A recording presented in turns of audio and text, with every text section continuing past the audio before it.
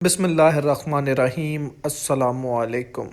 دوستو، آپ سب یہ تو جانتے ہیں کہ پاکستان اور سعودی عرب کے حالات اور تعلقات بہت ہی زیادہ کشیدہ ہو گئے تھے اور کچھ روز سے اس پر بہت زیادہ بات چیت بھی ہو رہی تھی کہ شاید پاکستان اور سعودی عرب کے اب راستے جدا ہو جائیں گے اور سعودی عرب پاکستان کو مزید اپنا دوست نہیں رکھنا چاہتا۔ اسی لیے آرمی چیف قمر جاوید باجوہ اور DGI جنرل فیض حمید نے سعودی عرب کا دورہ کیا تھا۔ سعودی عرب گئے تھے، وہاں پر اہم ملاقاتیں کی تھی، محمد بن سلمان سے ملاقات ہوئی تھی، بادشاہ سلمان بن عبدالعزیز سے بھی ملاقات ہوئی تھی، جو اہم معاملات تعلقات کے تھے، جو شاہ محمود قریشی نے سعودی عرب کے خلاف بیان دیا تھا، اس پر بھی مکمل اور تفصیل سے بات چیت ہوئی ہے۔ پھر ایک اور جو اہم معاملہ تھا وہ یہ تھا کہ متحدہ عرب امارات نے اسرائیل کو تسلیم کر لیا ہے، اس کے ساتھ معاہدہ کیا ہے اور اب تجارتی تعلقات مزید مستحکم ہونے جا رہے ہیں،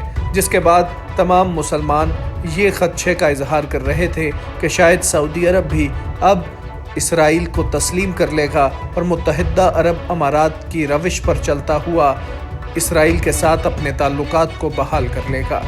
کیونکہ متحدہ عرب امارات کے حوالے سے یہ کہا جاتا ہے کہ متحدہ عرب امارات کوئی بھی فیصلہ سعودی عرب کی مرضی کے بغیر نہیں کرتا اور اس فیصلے میں بھی سعودی عرب کی سپورٹ اور پشت پناہی اس کو حاصل ہے۔ ایسے حالات میں army chief general Qamar Javed Bajwa نے اور DGI لیفٹیننٹ جنرل فیض حمید نے یہ فیصلہ کیا کہ سعودی عرب خود جائیں، دورہ کریں، وہاں پر ملاقات کی جائے اور پھر یہ طے کیا جائے کہ آخر اب کرنا کیا ہے اور سعودی عرب کے ایسے کون سے خدشات ہیں جن کو پاکستان دور کر سکتا ہے اور حالات کو کلیئر قرار دیا جائے۔ اور سیاسی قیادت پر اس بات کا یقین نہیں کیا گیا، کیونکہ یہ پاکستان کی بقا کا معاملہ ہے، پاکستان کی پالیسی ہے جو اسرائیل کے حوالے سے بہت ہی زیادہ واضح ہے، تو پھر یہ معاملات کلیئر ہونے چاہیے اور ان چیزوں کو کلیئر کرنے کے لیے ہی یہ دونوں وہاں پر گئے۔ جب محمد بن سلمان سے ملاقات ہوئی تو انہوں نے کچھ شرائط سامنے رکھی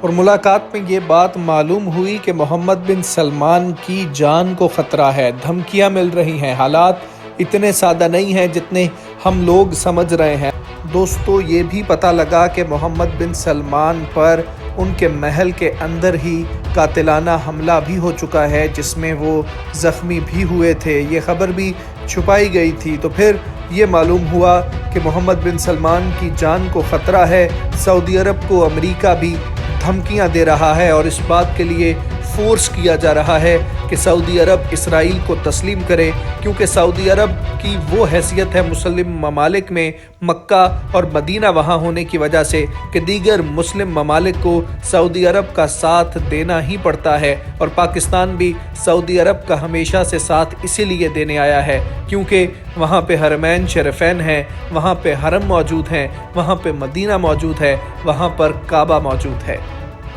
اس لیے اب امریکہ سعودی عرب کو دھمکی دے رہا ہے کہ اسرائیل کو فوری طور پر تسلیم کر لیا جائے، اور امریکہ نے ہی متحدہ عرب امارات کو بھی یہ دھمکی دی تھی کہ فوری طور پر تسلیم کیا جائے اسرائیل کو، اور متحدہ عرب امارات کیونکہ ایک کمزور ریاست ہے اس لیے انہوں نے فوری طور پر اس کو تسلیم کر لیا۔ سعودی عرب نے یہ بھی بتایا کہ ہم اس کے پیچھے نہیں ہیں اور ہم پر بھی دباؤ ڈالا جا رہا ہے کہ ہم اسرائیل کو تسلیم کریں، لیکن ہم اسرائیل کو تسلیم نہیں کرنا چاہتے ہیں۔ پھر army chief general Qamar Javed Bajwa اور DGI نے یہ کہا کہ پاکستان سعودی عرب کا دفاع کرنے کے لیے تیار ہے۔ پاکستان نے یہ پیغام دیا کہ ہم سعودی عرب کا ہر صورت دفاع کریں گے۔ پاکستان دوستو ایک ایٹمی طاقت ہے اور مسلم ممالک میں صرف پاکستان ہی وہ ایٹمی طاقت ہے جو دوسرے ملکوں کا ایٹمی ممالک کا مقابلہ کر سکتی ہے۔ اس لیے پاکستان نے سعودی عرب کا دفاع کرنے کا پیغام محمد بن سلمان اور سلمان بن عبدالعزیز کو پہنچایا ہے کہ چاہے جو بھی حالات ہوں آپ ثابت قدم رہیں، پاکستان آپ کے ساتھ موجود ہے۔ سعودی عرب نے اپنی شرائط تو ایک طرف رکھ دی اور اپنی سلامتی اور سیکیورٹی کے معاملات کو پاکستان کے آرمی چیف کے ساتھ ڈسکس کرنا شروع کر دیا۔ जिस वक्त दोस्तों सऊदी अरब को इस बात का इत्मीनान हो गया कि पाकिस्तान हमेशा सऊदी अरब का दोस्त रहेगा और पाकिस्तान हकीकी मानों में सऊदी अरब का दिफा कर लेगा, तो इसके बाद सऊदी वज़ीर ख़ारिजा ने ये पैगाम जारी कर दिया कि हम इसराइल को तस्लीम नहीं कर रहे हैं और यूएई ने जो मुआहिदा किया है हम उसमें भी मुत्तहिदा अरब अमारात के साथ नहीं हैं। और जब तक फ़लस्तीन का मसला हल नहीं हो जाता, क्योंकि इसराइल फ़लस्तीन में जारहियत कर रहा है, तब तक इसराइल के साथ ताल्लुकात बढ़ाने या उसको तस्लीम करने का सोचा भी नहीं जा सकता।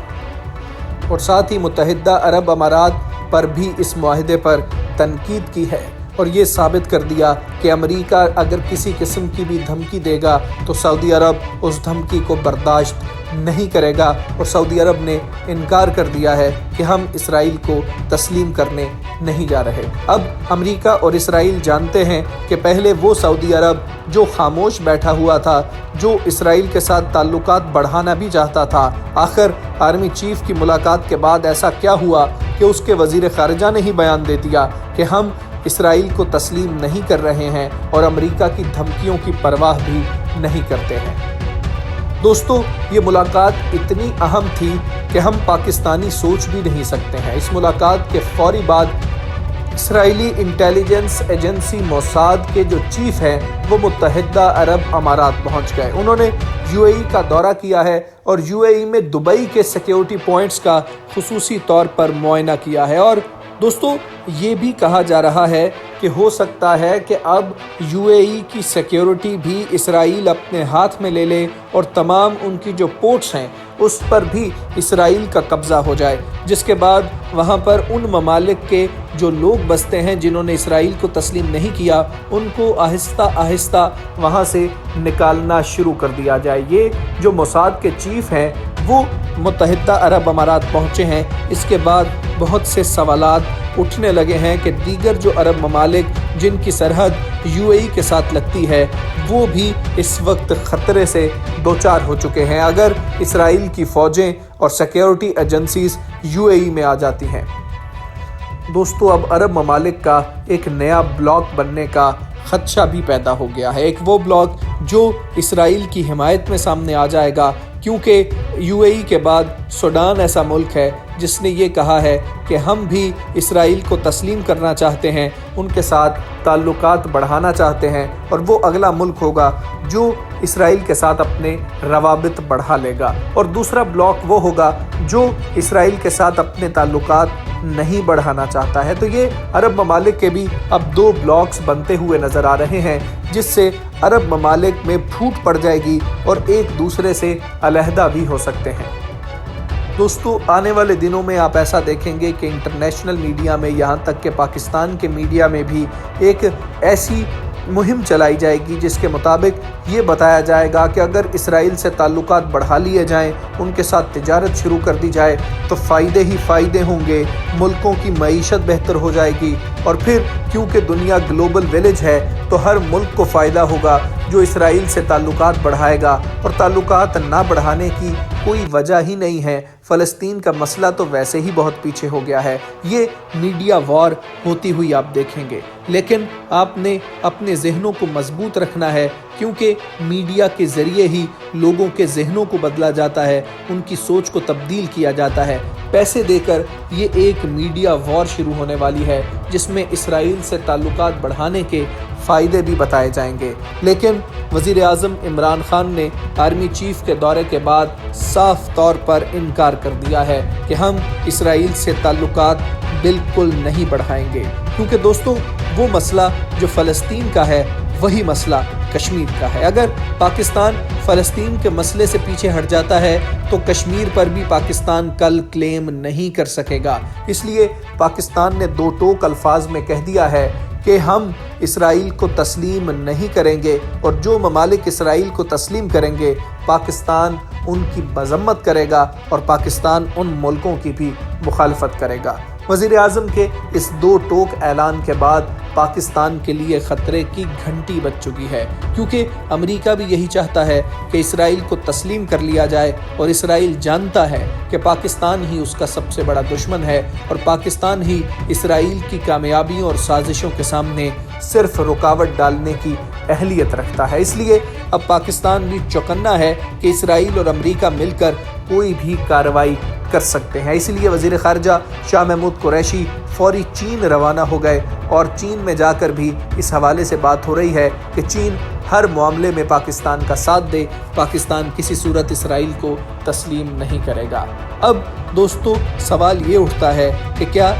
آنے والے دنوں میں امریکہ پاکستان پہ دباؤ ڈالے گا، اور امریکہ کی حکمت عملی کیا ہوگی؟ تو امریکہ اس وقت خود الیکشن میں مصروف ہے جو اکتوبر نومبر میں ہونے ہیں۔ فی الحال امریکہ کچھ کرنے کی پوزیشن میں نہیں ہے، کیونکہ ڈونلڈ ٹرمپ خود اپنی انتخابی مہم میں مصروف ہو گئے ہیں۔ ان کے مخالف جو بائیڈن اس وقت بہت ہی زیادہ مضبوط امیدوار سمجھے جا رہے ہیں۔ تو امریکہ کی اس مصروفیت کی وجہ سے بھی ابھی یہ معاملہ کچھ ٹھنڈا ہوتا جا رہا ہے، لیکن آپ آنے والے مہینوں میں دیکھیں گے کہ میڈیا وار کے ذریعے، میڈیا ٹیکٹکس کے ذریعے اس جنگ کو مزید سخت کر دیا جائے گا۔ لیکن ایسے حالات میں ہم پاکستانیوں نے اپنے دماغوں کو بہت زیادہ مضبوط رکھنا ہے، تاکہ یہ جو میڈیا کے اندر پیسے دے کر چیزیں چلائی جائیں گی وہ ہمارے ذہنوں پر اثر نہ کر سکیں۔ اگر آپ کو ویڈیو پسند آئی ہے تو اس کو لائک کیجئے، اور ساتھ ہی میڈیا لائف کو سبسکرائب کیجئے۔